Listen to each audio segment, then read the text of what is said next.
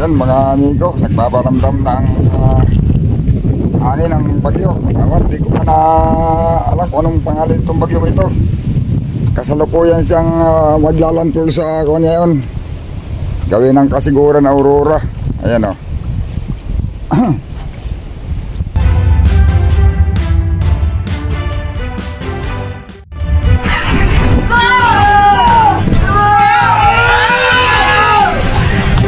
Itong ilog na ito sa Real, medyo malayo. Ngayon lang kami, doon lang kami nakapasok sa ilog sa Dinahigan dahil mas maganda pa rin doon dahil mas malapit.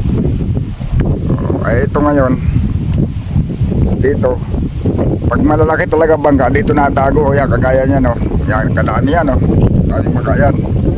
Ito ay ilang liko. Malayo na yung aming natakbuhan dahil yung dinaanan namin dyan purong bangka, dugsong-dugsong, ganyan kadami. Hanggang makarating doon sa pinakalabas nitong ilog, ganyan. Bali, 4 na liko yan hanggang dito. Puro bangka. Ganun karami na natago dito, hindi kagada sa tinagawa namin.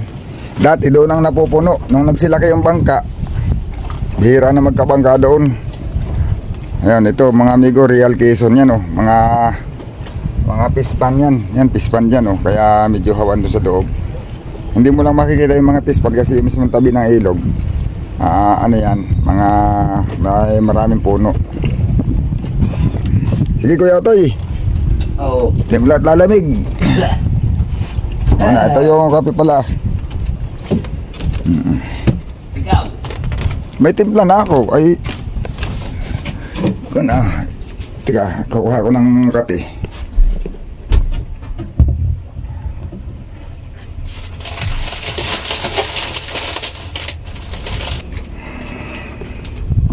Yan mga amigo, oh. Kakape muna kami ni Kuya Otoy.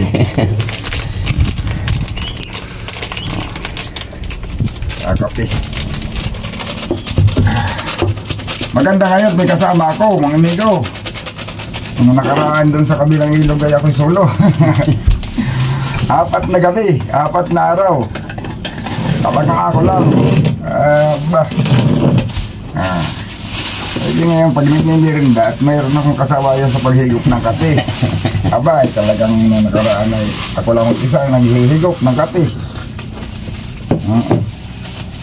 Sasamahan ako ng mumo. Paghihigop.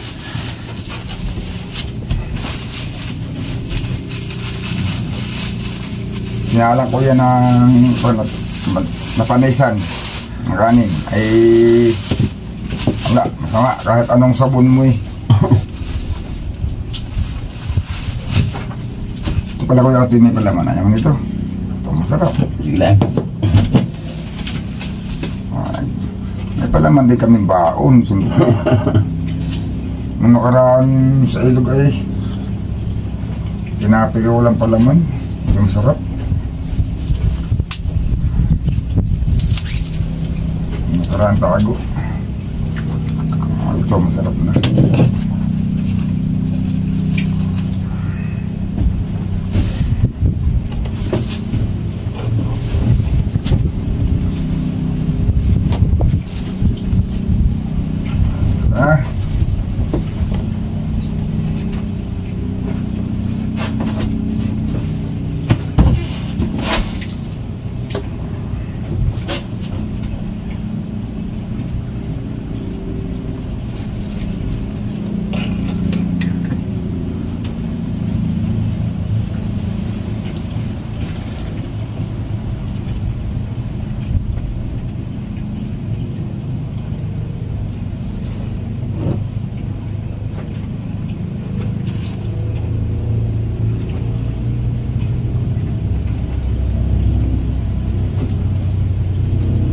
Kaya ginagawa ko sa kaldero pagka napanisan ng kanin, nabulukan. Yan. Lilinisin mo ng linis ng linis. Saka mo papasala sa apoy. At pagka hindi mo ginanayan, nung nakaraan,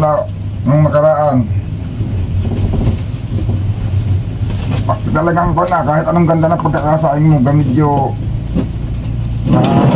parang may gamidyo ibang amoy pala pag nabulukan ng kanin ng kaldero. Tapos ay kun yung saing mo ng umaga hindi abot ng hapon, panis. Panis din. Panis din. Pagtanghali lang.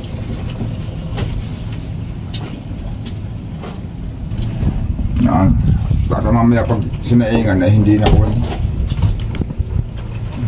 Nagpaparamdam na. Iba na ang hangin.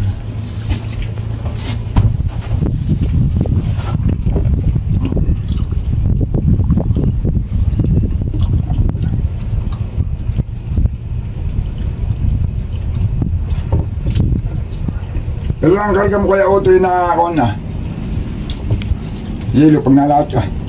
Hindi parehas. Minsan ay kinakarga ko lang 60, 70. Yung talagang kaya na yan. Talaga ko kaya yung 100. Sasensya ko lang. Tatagibing maigi.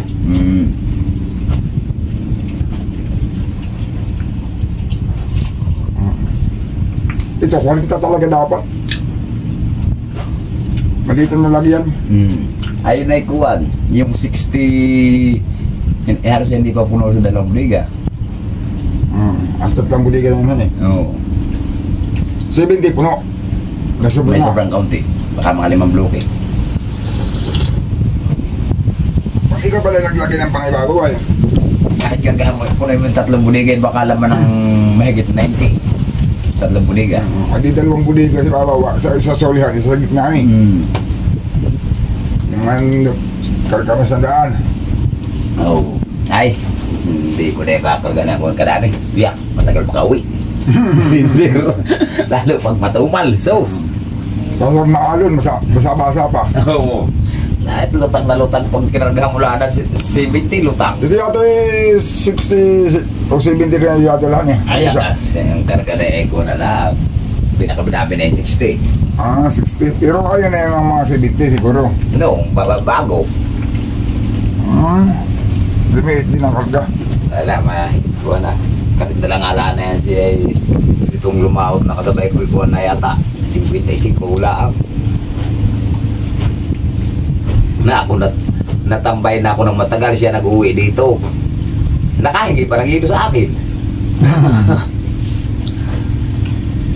Lalo kung pag medyo mahal nga lang, lalo pag na-fiber mo yung loob. Oo. Tatanggalin mo yung plywood bago mo fiberin. Hindi, yung kanila hindi naman. Ay pag nalumanay na ako na, nakalog na yung fiber, nabubulok yung, gano'n na sa Saudi. Nabulok yung plywood.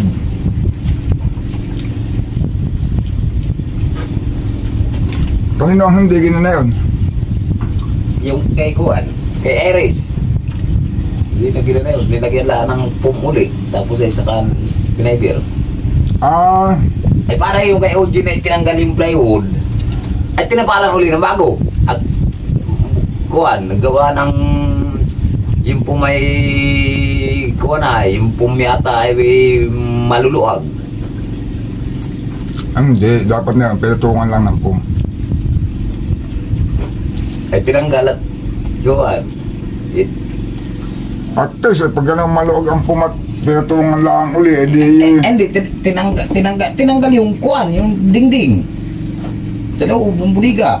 Saka yata inayos yung pum. Tapos yung pagkaayos ng pum, nilagyan uli nila ng plywood. bago yung pinaber. Bago nilagyan uli ng pum, saka pinayber. Grabe pala ka bahagi ng pum ah. Samantalang nung siya daw ay may nakuha daw niya kay Ricky mayroon. Ayun, kung tutusin naman sana mga amigo dun sa tapat namin, pinakamataas na bugsunan ng hangin yung 50. Kung tutusin kaya lang ngayong bagyo masyadong madikit yung daan, malapit. Pag biglang nagbago ng direksyon, delikado. Kaya yun, ilang beses nang may nangyari sa Dinahican na ganyan, nagkumpiyansa ang tao. Dami nasirang bangka. Kaya yun, napilitan kaming pumasok. Yung katatawag ko ngayon, kaya lang daw naman doon sa tapat. Ngayon na yung araw, ngayon yung oras na pinakamalakas. Mamayang hapon magbabawas na. Kaya bukas ng umaga lalabas na rin kami. Ayun, dito yung kadalasan mga amigo na marami talaga ang bangka. pagka nagsisipagkubli at may paparating na masamang panahon, ito dito nagtatakbuhan gawa ng bukod sa malalim, kahit hibas, kahit low tide nakakapasok. Dito sa loob na yan, marami pa daw diyang bangka sa loob. Mas pagkaliko mo dyan, maraming bangka pa dyan na mga taga ron din sa amin. Dito nagsisipagtago sa kanya iba, mga taga rito din lang sa Real. Sa Real Quezon na ito mga amigo ay pagkaliko dyan, pagkalapas na mga kawayan na yan, doon sa bandaron pa, puno din daw doon. Ang daming bangka, mga pangulong, saka may pamiwasan din, saka siguro iba taga Real. Ito simula dito hanggang doon sa may pagkalabas, bali pagkaliko ganyan uli kalayo, talay-talay din ang bangka, tapos liliko pa na isang liko pa pakanan, ganito pa rin kahaba, puno din, ganito din ang bangka, ang naglinya-linya. Hanggang doon sa makarating sa may pier, maraming bangka ito mga amigo. Ganyan na karami ang bangka pag naipon-ipon, mga taga Real at saka taga dito sa amin Tinahikan. Marami pa yung dumayo niyan. Yung iba ay nasa Surigao na, yung iba nasa Bataan na. Yung iba naman ay may mga nire-repair pa. Yun wala na dito, hindi pa kasama. Kaya siguro kung lahat ay halos itong ilog na ito, baka ito mapupuno kung lahat ng bangka ay nasa tubig at lahat ay nandito sa amin, puno ito. Baka halos hirap ng madaanan itong ilog na ito sa dami. Ganyan karami ang bangka dito sa amin. Dito pag masipag ka at wala kang dalang ulam, hindi ka pa rin, magkakulam ka pa rin. Yung nga lang talaga medyo paghihirapan mga amigo, kasi ano yan pakatan. Mangunguha lang ng suso dyan, maraming suso yan dyan, sihi yan pakatan yan. Malawak ang itong pakat na ito mga amigo. Dito naman sa kabila, ito yata ay mayroong pispan diyan. Ito na mga pinagpispanan yan, mga pispan dito sa pag yan likod ng mga kahoy na yan, mga pispan. May mga pispan yan. Yun mga amigo, nagbigay lang ako ng update. Bali ngayon, bukas ng umaga makakalabas na rin kami. Ibig sabihin, hindi kagaya nung nakaraan, nag-apat na gabi ako sa ilog ng Dinahican na walang uwi-uwi. 4 na gabi, 4 na araw. Dito naman bali 1 araw lang at 2 gabi naman. Bukas ng umaga makakalabas na kami. Ayun, abang-abang lang uli mga amigo. Tayo ay hindi pa makalaot, pero siguro magbibideo uli ako dito sa bangka para ipakita ko yung mga gustong makita ng mga inaalok ko, kasi ito na ibibenta para malaman nila kung ano yung mga gusto pa nilang makita. Kaso lang parang hindi pa ako ready ngayon video. Basta abangan nyo na lang mga amigo. Nagbabasa ako ng mga comment, mga katanungan tungkol doon sa, para malaman ko kung ano yung gusto kong ipakita sa kanila. Masagot ko yung kanilang mga tanong. Ayun, abang lang mga amigo. Salamat sa inyong panonood.